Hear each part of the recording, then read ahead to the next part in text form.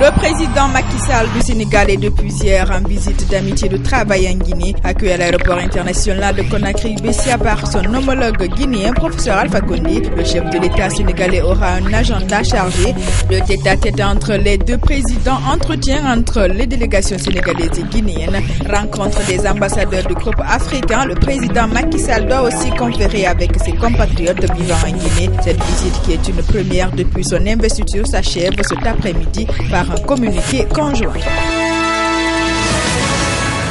La première dame de la République a offert vendredi soir un dîner gala humanitaire dans un réceptif hôtelier de la place. Les recettes de cette soirée et les fonds collectés devraient permettre à la Fondation Kondé Djenekaba pour la promotion de la santé maternelle et infantile de venir en aide aux personnes vulnérables et aux enfants déshérités de Guinée.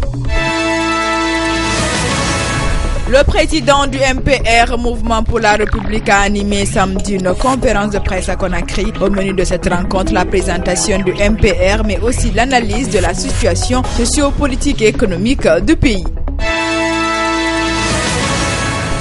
Après la sortie médiatique fracassante du président de l'UFR, qualifiant notamment de fantôme la société Kama qui exécute une partie des travaux d'électrification avec EDG, réponse du berger à la bergère, le ministre de l'énergie et le coordinateur général de l'EDG sont passés à la contre-attaque. Elhadji Papakoli Kourouma et Abdoulaye Keïta ont tenté de tourner en dérision les propos tenus par Sidya Touré.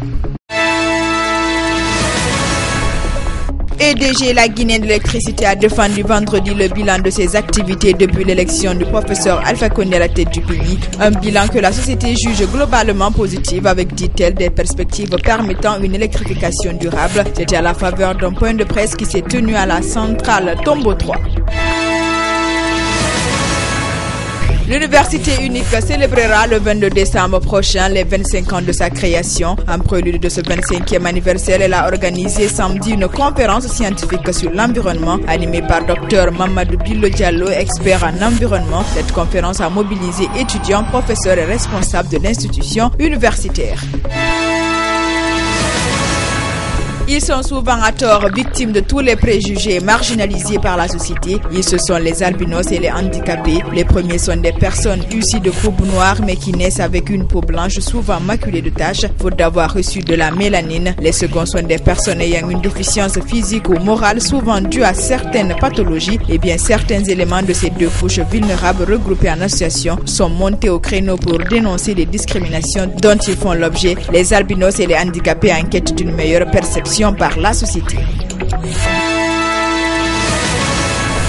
Dubreuil a abrité vendredi un atelier de réflexion sur la communication institutionnelle. C'est une initiative de Search for Common Ground qui s'inscrit dans le cadre de la réalisation du projet dénommé les radios guinéennes au service d'élections législatives participatives, transparentes et crédibles.